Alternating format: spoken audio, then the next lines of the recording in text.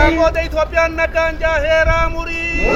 Afrikaan deemtiin jaaheeraa murii. Gamtaan abbootii gadaa Oromoo ministeera muummee Dr. Abiy Ahmediif injifannoo adda waraanaatti galmeessanii fi beekamtii kennee jira.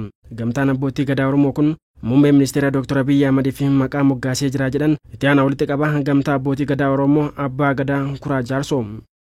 Gamtaan abbootii gadaa Oromiyaa goot keenna muummee ministeera ilma abbaa gadaa abbaa badhaasa nageenya addunyaa looreetii addunyaa ilmi keenya ilmi nu dhalli injifannoo inni galmeessee galeef abbichuu abbaa biyyaa abbichuu abbaa malaa jennee goot keenna maqaatti moggaasnee jira. Gootinni faarfama akka Booranaa gobaan dhaani beekta goota. Abiyyiin dhiirgootaan gobaan dhawan. Gobaa malee dhiira gobaan dhaani akka gamtaa abbootii gadaa Oromiyaatti goot keenya abbichuu abbaa biyyaa jennee maqaa isaa moggaamneefi jira. Nu boonse Itoophiyaan boonse Oromiyaan boonse warra keessa dhalate in boonse. Kanaaf faarfamuu qaba. Akka biyyaalleetti akka Afrikaalleetti ilma Afrikaan qabdu. Ittiin dhaadachuu mallee bir dhaabbachuu mallee jennee akka abbootii gadaa Oromiyaatti waliigallee jirra. Mallattoon Oromoo sanyii isaa yoo saayixee ilaalte fireen isaa mileenera. San keessaa tokkotu biqila. Dr. Abiy abbichuun abbaan malaa abbichuun abbaan biyyaa nama akkasitti saba Oromoo keessaa biqilee akkasitti fudhannanu. Oromoon kaleessalleen ardhalleen biyya Itoophiyaa tana utubee kan deemu saba Oromoo ta'uu nama mirkaneesse. Abbichuun abbaan malaa abbaan biyyaa nama mirkaneesse. Kaleessalleen gootonni Oromoo hedduu aadoo irratti illee hirmaattee jirti. Xaaliyaanii waraana irratti illee hirmaattee jirti. Kaleessa immoo injifannoo Oromoon argate san sabni biraat illee jalaa saamat ture. Injifannoo kalee Oromoon harkaa qabu san jabina kaleessa Oromoon harkaa qabu san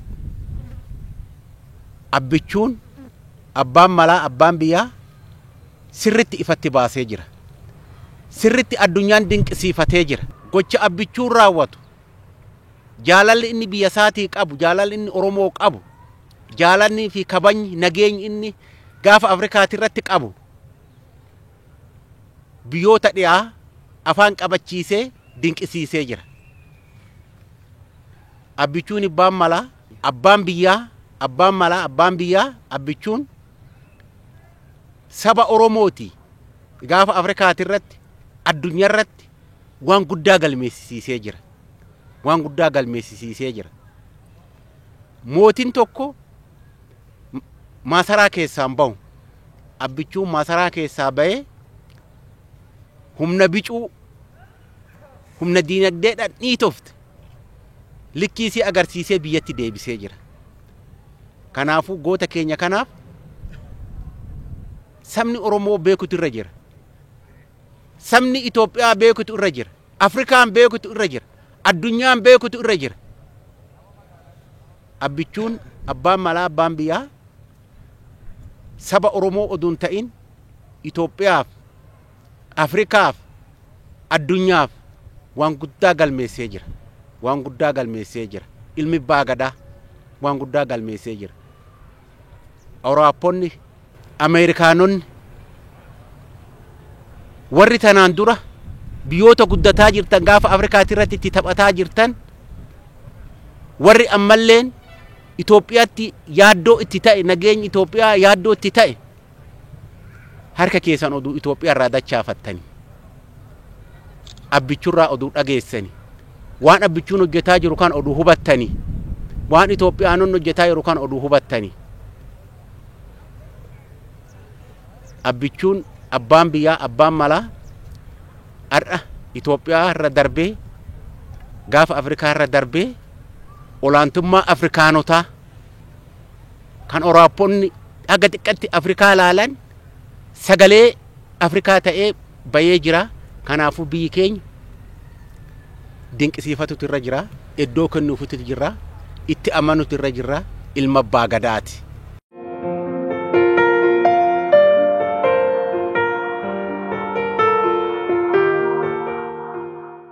Goota akkasiidha dacheen Oromiyaa biqilchite.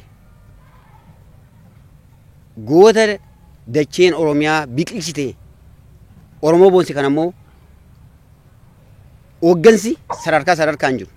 Uummanni Oromoo xiqqaa hanga guddaatti inni biyya keessaa inni biyya alaa qarree qeerroon Oromoo beessuu kabajuu dhaga'uu yaada mo'ataa nama qabu kana yaada addunyaa rifachiise Afrikaa fi Awurooppaa yeroo ammaa kana jilbeeffachiise yaada isaanii kuffise kana goota akkasii qabna waan ta'eef mootii akkasii qabna waan ta'eef abbaa biyyaa dhaga'uu qabnaa. Uummanni Oromoo maraanii uummanni Itoophiyaa maraanii fudhachuu qabnaa, shakkuun qabnu goota kana.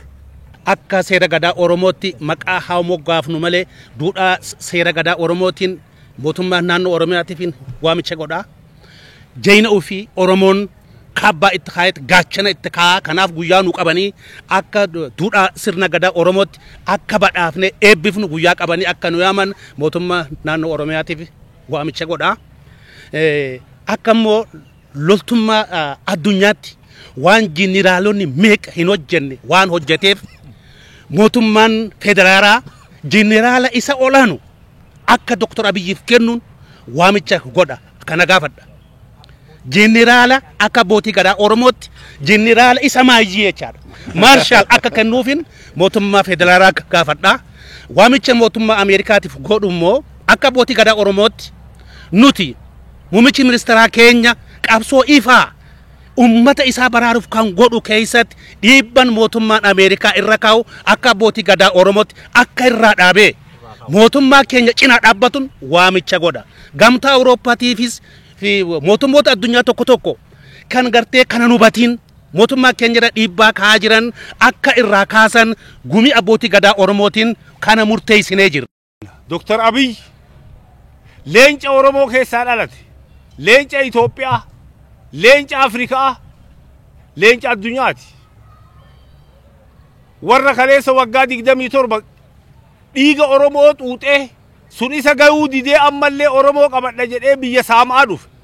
Naannoo Wallotti naannoo Amaararra waan inni geesse waan dhaga'aa jirruuf baga injifatte, baga hafinii baga duulte, baga injifattee galte, baga likkii isii galchite. Si duukaa jirra, si eebbifna. Injifachuu keetiif ammoo maqaa addaa kasabni kee abboonni kee sii baaftu sii himnaa dhaga'i. Ati abbichuudha. Abbichuu abbaa biyyaati. Abbichuu abbaa Afrikaati. Akkasitti if beeki. Eegana ammoo goota yoo inni injifatee galu. Marsaan tokkoffaa injifatee galtee marsaa lammaffaallee namni haqa qabuun injifataa. Namni dabaa'in injifatamaa. Rabbi si waliin haa jiraatu. Si qofa osoo hin tahin jabaan adda fiin bobayu. Jeneraalota ta'e wajjin waraana gartee lubbuu fi biyya tanaa kenne wajjin isin hundinuu ummata Oromoo biratti galata guddaa qabdan.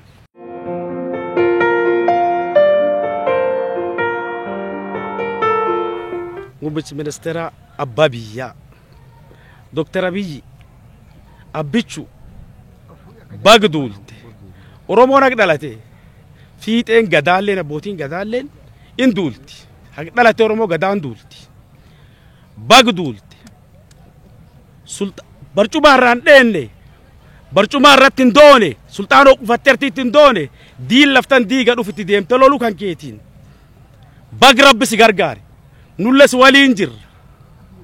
Bagduulte Oromoon uduruun duula bagduulte bag cabsiti rabbi bag si gargaare. Fi sabaa sablammii lafa Oromoo jirtuu fi Itoophiyaa jirtu ka afaan kana dhageessu hundinuu kornaa hundarraa akka ta'e akka beekaniif waan itti walii galleef abbootiin gadaa waan itti walii gallee dubbataa jira. Waan itti walii gallee dubbataa jira. Guyyaan irraa guyyaa seena qabeessa jechuudha. Seena qabeessa guyyaa Oromoon mul'atte jechuudha. Eenyuun kabajamoo muummicha ministeera Abbichuu abbaa biyyaa abbaa mala Abbichuu abbaa biyyaa leenca haati deeyse haadawwiin isaa Geetaachoo Raddaafaan diddee duute deeyse jechuudha. Waraana jee waa hedduutu isaan mala dubbiin jabaattee dhufnaan dhaqee agarsiise dura deemanii hoggaa lafa Oromoo Shawaa as naquu barbaadan dhaqee guyyaa 15tti bakka ji'a 5 ta'an dabarsee gurra nutti godhe Oromoo gurratti godhe Itoophiyaa gurratti godhe Afrikaa ni magarse warra Awurooppaatii fi Ameerikaa fi ummootota tokko mataa gadoo gad deebise jechuudha. Mataa gadoo gad deebise. Rabbi si biraa jiraatu. Rabbiin si biraa jiraatu. Rabbii ifiitti amanee ummata ifii abdatee Afrikaa if dura kaayee deeme. Wanni nuti siin jennu Rabbi si biraa jiraatu. Beekumsa siif haa dabalu. Beekumsa dawwii teetiin itti mootu. Kasaba keetiin itti milkeessitu. Ka biyya teetiin itti milkeessitu. Ka Afrikaan itti milkeessitu. Ka waraana keetiin itti qartu. Rabbi siif haa dabalu. Akka abbootii gadaa tana siin jenna. Kara biraatiin hoogganoonni waraanaa ta'e hanga miseensa gadiitti warreen lubbuu teessan kennitanii kabajaa biyya Itoophiyaatiif jecha kuftan Rabbiin yoo badii qabaattan dhiifame isin haa godhu. Addunyaarra warri jirtan jireenya keessan arrabooda lolli wanni isin agartan cufti isin dura hajiidu isin dura hajiidu abbaa irratti isin haa godhu cufa isi bakka deemtan alaabaa teessan warra dhaabu Rabbi isin haa godhu. Dhiirasaas haa ta'u dubartiisaas haa ta'u seena darbeerraa kaasee Oromoonni goota. Dubartoonni keenyayyuu sirna darbe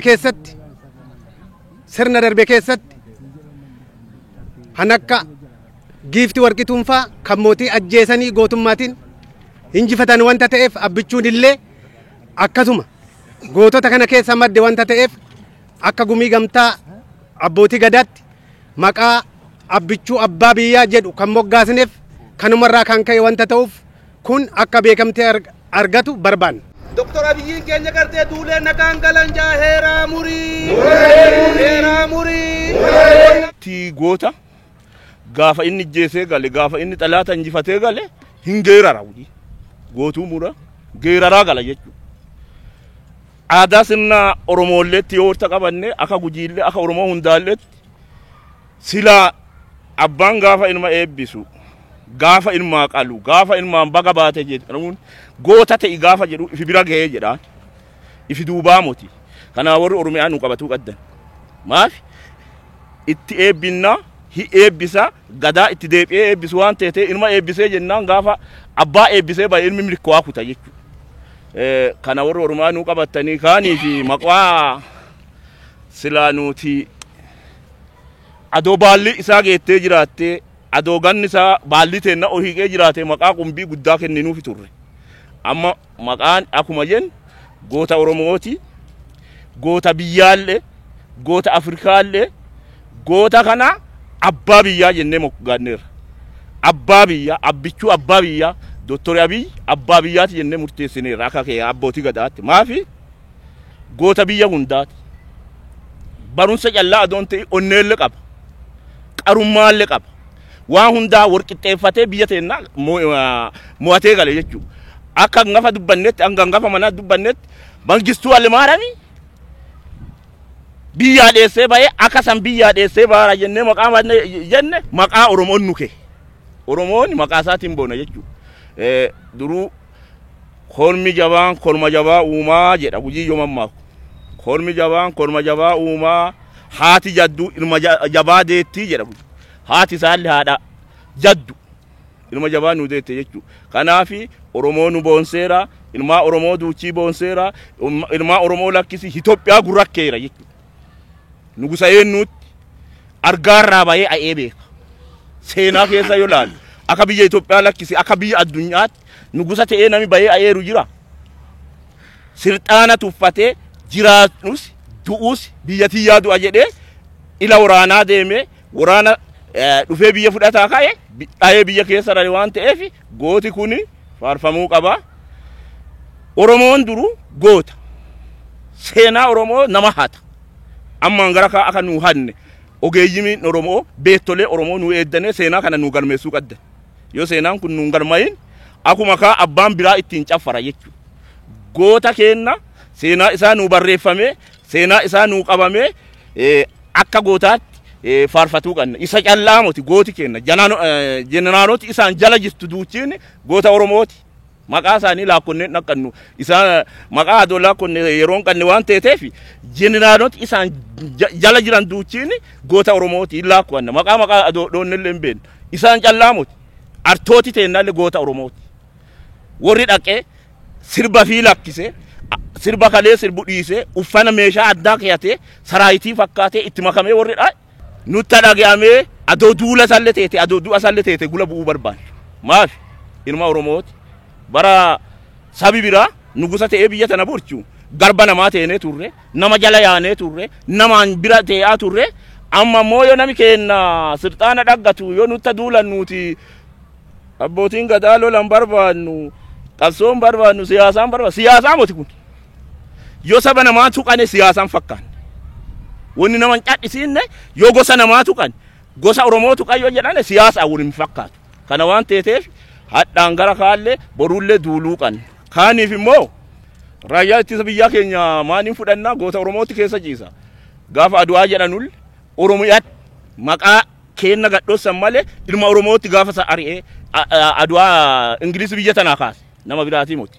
Ilmi keenya Abiy Ahmed masarraan itti mi'oofne teessoon itti mi'oofne ani biyya tiyya baraaruun qaba ani duuluun qaba jedhanii teessoo isaanii irraa ka'anii duulani goota keenya goota gaafa gamtee ilma gaafa gamteeti ilmi keenya ilma gaafa gamtee kana nuyi kunuunfachuu qabna ilmi gaafa gamtee kun immooyyuu akka Afrikaatitti akka addunyaatitti akka nuu beekamu beekamtiin akka nuu kennamuuf nummooyyuu warri abbootii gadaa kun warri haawwatii siinqee kun ilma keenya guyyaa tokko nu yaamtanii akka sirna gadaatitti akka muunnuun barbaada ilma keenya muuduu qabna ilma keenya kunuunfachuu qabna ilmi keenya ilma guddaadha ilma beekadha ilma toftaadhaan biyya bulchu Oromoon biyya bulchuu hin danda'u biyyan bulchitanii nuun jedhani itti agarsiifne ka amma kun akka itti nama bulchan itti agarsiifne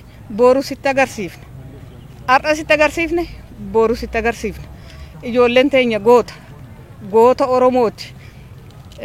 Itoophiyaa jechuun Oromiyaadha guddoodha Oromiyaadha waan kana ta'eefu waan gara biraatiin hin milkaayin waan naannoo Amaaraatti hin milkaayin waan Afaaritti hin milkaayin amma dhuguma wayyaaneen kaleessa ijoollee teenya kolaasaa baate kaleessa ijoollee teenya akka sanyiin godhaa baate kan hidhaatti fixxe amma Oromiyaa keessan hin milkoofna jedhaniiti hin milkaani. Goota Itoophiyaan nagaan jaaheeraa murii Afrikaan deemtiin jaaheeraa murii. Gamtaan abbootii gadaa Oromoo kunin ajjeechaa miseensota abbootii gadaa Karrayyuu irratti raawwatame gamtaa abbootii gadaa Oromoo kanneeniin daran balaaleffatameera. Mootummaanis yeroo dhiyootti qaamolee ajjeechaa kana raawwatan qoratee hawaasaaf ifa gochuu akka qabus gaafatanii jiru gamtaan abbootii gadaa Oromoo kunniin. Shawaa Bahaa keessatti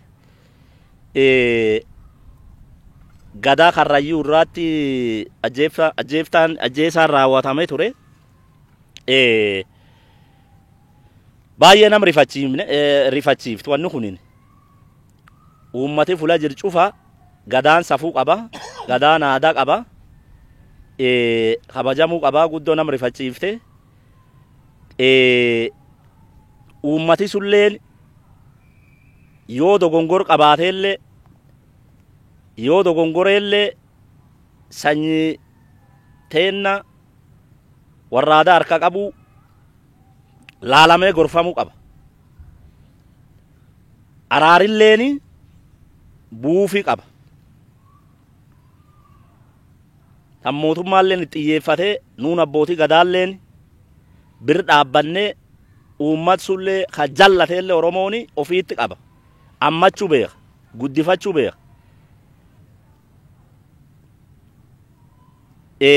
Akka dhageenyeetti warri yaksuun raawwatamillee to'annoo seera jala oolee jira jedhanii dhimmi kulleen ilaalamee qulqullaa'ee uummati nagaatti dabruu qabaa jenna. Ajjeechanii abbootii gadaa Karrayyuu ummata Oromoo baay'ee suukanneesse. Baay'ee suukanneesse ummata Oromoo. Waan takkuun raawwatamin. Wanti kun waan takkuun raawwatamin. Sirna gadaa Oromoo keessatti maaliif sirna Oromoo kanatu jaalatamaadha, kabajamaadha, hammataadha, jaalataadha. Abbaan gadaa siyaasa kamiyyuu deeggaru. Abbaan gadaa abbaa gadaati. Abbaan gadaa nageenya barbaada. Abbaan gadaa badiin uumu. Yoo badii uumee mucucaatellee abbootii gadaatiin gorfamee deebi'a. Hayyuu qaba, beekaa qaba saniin gorfamee deebi'a. Ajjechaa abbootii gadaa Karrayyuutti irratti raawwatame baay'een gaddaan. Baay'een gadda. Baay'ee balaaleffannalleen. Baay'ee balaaleffannalleen. Ajjechaan abbaa gadaatti irratti raawwatamuun kun diinatu kana nama hojjeta. Akka Oromoon tasgabbiin argan wanti Oromoon harkaa qabu sirna gadaatan waan baay'ee dhabee jira Oromoo. Wanti hambaa taatee harkatti hafte sirna gadaatan Oromoo cabsuuf, Oromoo salphisuuf ajjechaan diinni abbootii gadaa Karrayyuutti irratti raawwate sabni Oromoo baay'ee balaaleffata. Baay'ee itti gaddinee jirra.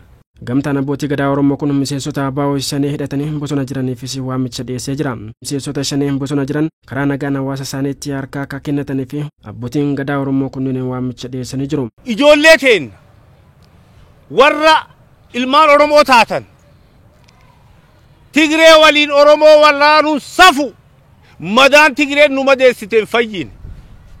Abbootiin gadaa bahaadhiyaa wal gaafannee jara jiraa keenya dhabamsiifte. Jara miila nu murte kan madaan nutti hin fayyin. Alaabaa maqaa Oromootiin qabattanii alaabaa wayyaanetti hiitan. Safuun sanii oliin jirtu. Maa alaabaa akkasitti Oromoon jaalattu maa salphiftan. Ifillee maa salphiftan. Maqaa keetiin waggaa 27 ummanni Oromoo du'aa hidhamaa biyya ari'amaa bahe. San hunda dagattee qabsoo osoo ati nuuf hiddellee waan tokko qabsoo ilmaan teenna qeerroof qeerrittiin teenna isin nu gattanii biyyaa baatanii nu isin maqaa keessaniin hidhamaa miidhamaa turre eegasii ilmaan teenna rakkoon itti jabaannaan harka caaftee biyya nurraa baafte dhiiguma ijoollee 5,000 san eessa keettanii alaabaa Oromoo alaabaa Tigireetti hiitan safu Oromoon Tigree waliin Tigree waan isiin nu goote beeydu isii waliin Oromoo waraante waan dansaan dalayne ajaa'ib quba fiifirraa muranii siyaamee naagal koota Tigree waliin ifirraa deebifna yoo Oromiyaan jiraatte biyya argattee itti moota biyyuu fudhatamte jarri ammoo si biyya qabsiisuu fi miti Oromoon kaleessa jette lafee warseessa addan cabxu isii waliin cabsan jedhani waliin nu cabsuuf malee homaa siin gootu isii faana deemtee homaan argattu tamadheen gadda kamiseetti alaabaa ta'e buqqiftee tafii dhaabatte jarri Oromiyaa guutuu akkas eddi jarri har'a biyya diiguu dhufte malee biyya ijaaruun dhufne yoo sitti fakkaatte maqama Oromoo tokkichaan waan qabsaa'in hafte haga jaratti dabalamte Oromoon naa qabsoofte siin jedhe sira har'a mee akkamitti naa qabsoofte siin jedha diina kiyya waliin dhufte diina kalee na miidhe waliin dhufte akkamitti naa qabsoofte siin jedha Oromoo maa maqaa nyaatte Oromoo maa maqaa balleessite sii labsee dhagayi wanni hanqate yoo jiraatte waliin qabsaawa wanni itti wal dhabne yoo jiraatte an abbootii gadaa keetii walitti si araarsa namni uumaa namaa tahee waa dalagu kan dogongorre hin jiru yoo dogongorri gamana jiraatellee ana si fala amma ammoo diina harkaana qaba kota diina kana na waliin waraani siyaame naa gali abbootii gadaatti gali maanguddootti gali mootummaa amma qabnutti gali kana siidhaam muramte. Ijoolleen Oromoo arraan tana bara 80 dabre keessa waan mudanne yaadatuutu irra jira ijoolleen Oromoo. Bakka 5 dhaabbannee kufne arra ammoo bakka kaleessaan hin jirru. Qabsoon akka kaleessaa sun ammoo lamuu akka nu mudan kufaatiin akka kalee lamuu akka nu mudan ijoolleen teenya ammoo ta'amma daggala jirtu daggalaa dhaabanii gama qabsoo itti aantu gama roga misoomaa akka deebi'an murteessineerra. Kanaaf arraan booda ijoolleen Oromoo marti qe'ee isaanitti galanii qe'ee ofii eeggatanii gahee isaanirraa malu raayyaa ittisa biyyaa keessattis ijoollee isaanii kennanii akka cinaa dhaabbatanii jajjabeessanii biyyaas eeggatanii qe'ee ofiitiifis akka eeggataniin waamicha dabarsuu barbaadaa horaa bulaa. Waamichi nuti isinii dabarsinu warreen reefu obboleessi kiyya kije abbaan gadaa duraanuu lanyaaba taatanii je gaafa diinaa wajjin dhuftaniin waraantan lanyaaba taatanii je waan takkataniin biran kunneen qaba. Akkana miila magaazaan irraa muran Oromoorraa. Dhiiroo Oromoo ta'uu jarri kuni warri shaneen jarau kakaatee deemtu. Yoo Oromoo taatan arra gala. Oromoo ta'uu baannaan rabbi isin haa dhabamsiisu. Oromoo nageenyi Itoophiyaa itti fufiinsan biitti takka nagaa argattu malee oolteen bultu. Biitti takka nagaa argattu malee jiruuf jireenyi isaanii ol hin guddatu.